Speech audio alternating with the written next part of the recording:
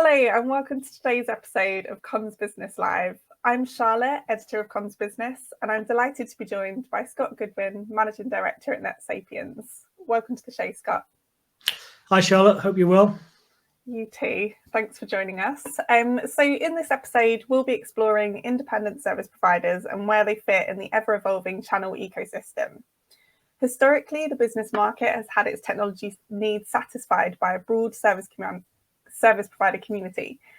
Thousands of independent service providers provided vendors with robust routes to market and also their customers with a competitive ecosystem to choose from. But the landscape has changed in recent years with significant consolidation in the service provider community. So Scott, what are your views on how the service provider community is changing, and what do you think is kind of driving that trend? Yeah, I think that significant change is afoot. I think you've got a combination of large technology brands that are coming into the marketplace. Those tech brands are becoming increasingly visible to end users, where in the past they had been they'd used the channel itself as being its route to market. They're encroaching increasingly into a direct model as such, pushing, I think, service providers into much more of a sort of professional services arm rather than a service provider per se. I think that's one of the trends that you're seeing in the market, and it's increasing effectively as time goes by. And then I think you're seeing, I guess, a consolidation in that space as well, where there was, I say, thousands and thousands of service providers. You're starting to see a roll-up of service providers where, I guess, economies of scales are coming in. That's fed by, I guess, a desire from private equity markets to build large service providers that have good accretive values and have strong cash flows as well. And again, I think end users are seeing the increasing need for cloud-based voice services, that not just voice services, but managed services as a whole, as customers become a bit more disparate in the way that they work. And again, that makes it attractive for investment in private equity investments because of the demand at the end user level. Definitely. And what might be the consequences of that trend? What does that mean for the community, but also kind of the customers that are using these services? Well, from large technology brands, there's certainly a threat of disintermediation. Long word, I don't want to spell it, but the squeezing out of service providers as those brands become more visible with end users, is that they can take on more themselves, I guess, and serve those customers well, and tend to use the service provider, as I was saying previously, more as a consultative arm, really. And again, whenever you get consolidation in a market, there becomes a lack of choice, really. Lack of choice, often a consequence of that is that innovation starts to stall as well. And then actually, strangely enough, you tend to get more price increases rather than you get decreases also. So not particularly a good outcome ultimately for the end users. Definitely. And this is obviously a topic that you guys have done a lot of work to understand and kind of grapple with. So what would you say kind of NetSapiens is doing to help service providers to thrive in this world of kind of rising big tech? Well, NetSapiens has long been held as being a champion of that independent service providers. We absolutely believe that the independent service provider provides a valuable addition to the landscape for end users. When you look at the service provider makeup, they have been predominantly local. They've provided high touch. They actually get to see somebody from an independent service provider. They get under the skin of their customers and understand the challenges that they face. They come up with pragmatic solutions for those customers, and they draw upon a wide range of technologies that will offer the best service outcome for those end users. So in a rapidly changing world, that's an invaluable thing that they would have. The challenge, I guess, of smaller independent service providers is that they don't really have, I guess, the financial clout in a lot of cases to do the R&D and the development that they need to keep those services up to the best standard for their end users. And historically, that's why they've lent on large technology companies that would then, invest in those services, and they would sell those on their behalf, essentially. As I say, that dynamic is now starting to shift. Where NetSapiens' position has always been that we are invisible to the end users. So even though we're significant in terms of market share, close to 3 million end users that we now have, supported by 220 service providers. It's the 220 service providers that are recognized by the end user in terms of the advanced voice services that they use, rather than NetSapiens itself. So fundamentally, it's not about us, it's about our partners. And all of our investment and development goes into providing cutting edge unified communication solutions that our partners can distribute in their own image, and they can break our services up into specific packages that suit the needs of their end users through their deep understanding of their end users' requirements. Definitely. And what would you say about kind of the evidence that NetSapiens is kind of helping its partner ecosystem be successful within this kind of changing dynamic? Well, the clearest one, Charlotte, is that when you look on a like-for-like basis across our industry, the unified communications market grows between 15 and 18%, where our partners are growing at 40 plus. I mean, that's the clearest evidence that, putting the faith in the partners to be able to build and deliver services under their own image. They know their customers better than any. They benefit from that in those kind of growth terms.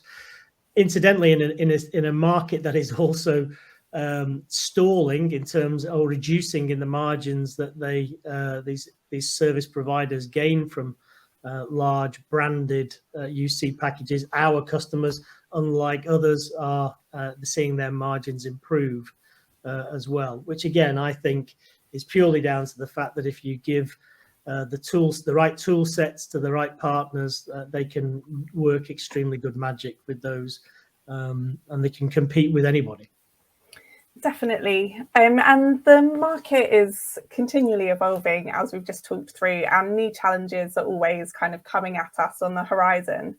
What key challenges do you anticipate will continue to be significant for service providers in the next kind of 3 years or so? I think they will continue to see increasing pressure from consolidation. You'll see a relatively fragmented service provider market, start to build some really big partners, hundreds of millions of pounds worth of turnover. I think you're going to start to see those players emerge.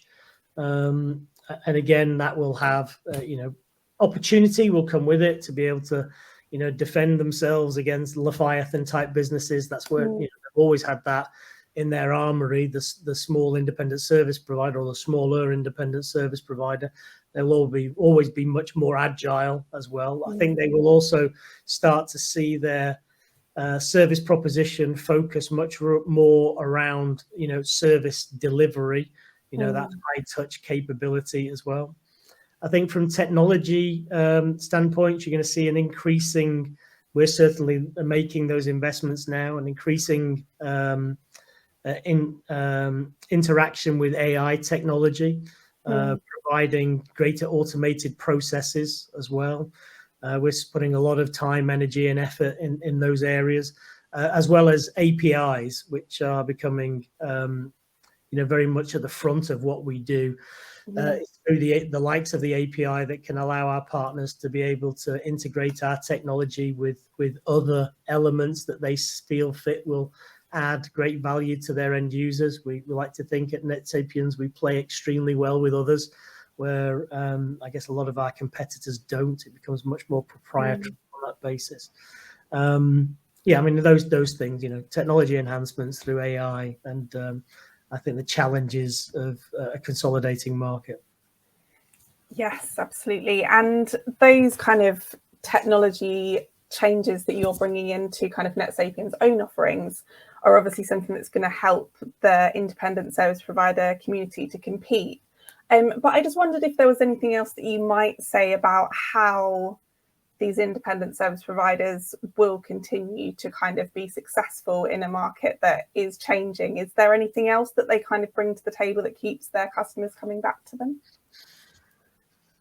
Yeah, I think never forget what they're really good at, which is, you know, high touch customer understanding. You know, it is a lot of these organizations, then, you know, their customers are not technology experts, but they see the value of technology, and they want to be led, you know, kind of to the promised land. Really, they want somebody that they can trust, that can hold their hand through an ever-changing landscape. I think actually the ability to be local will play a very good part in what's going forward.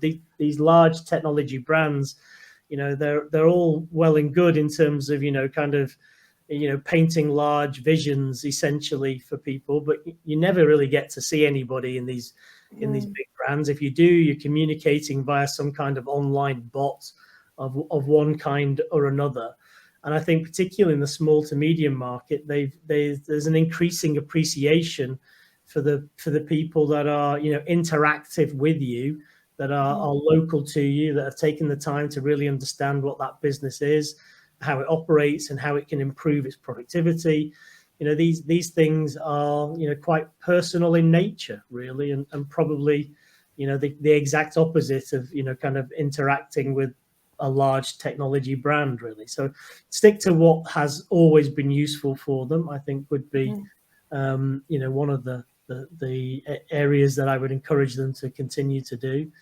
And then also find the right partners, you know, that that help you promote yourselves rather than promote, you know, an underlying vendor that has, in many cases, shown itself to utilize that as being an opportunity to speak to your end user, which is never a good thing.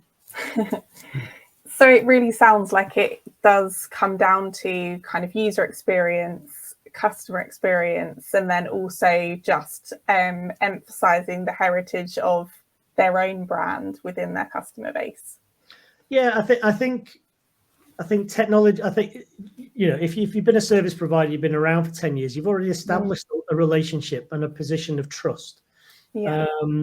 I think organizations, you know, realize, end user organizations realize that, you know, that I'm buying from a trusted partner, and there's no reason why they can't put that solution under their brand and deliver it as a service that they own completely at that point, tying in a deeper relationship with the customer as an extension of that offering as well, and putting them in a much better long-term position to, you know, maximize that relationship, you know, close those customers down, improve their margins as a process, which again, as we were saying earlier, is historically, you know, you look at our partners and they do that extremely well. They outgrow their competitors and they make more money. Definitely. And for anyone that's listening that kind of finds all of this topic very compelling and are thinking about how to identify the best partners for their business to remain that independence, what would you say are kind of the key attributes an independent service provider should be thinking about when looking for partners for the future? I think they need to understand what makes their business improve, really. So I think it's, in terms of technology and, you know, features and functionality, which are, you know, givens in our space, it's becoming less of an importance, really. I think the differences between good service providers and, you know, lesser service providers is that the good ones really understand what is it that actually builds profit within their business. An example I would give you of that, which is, and again, you know, singing to our own hymn sheet here, is why do we our providers grow faster than other providers? Is because not necessarily because of the features and functionality that we have, but it's because of the way that we give them tools to improve their ultimate service offering. So we support 31 manufacturers of SIP edge devices. We don't do that because don't do it because it is easy. We do it because it helps our partners win business. We don't have a model where we charge per seat and by function. In doing so, we give our partners a great deal more flexibility in order to be able to them to develop unique pricing models to their end users.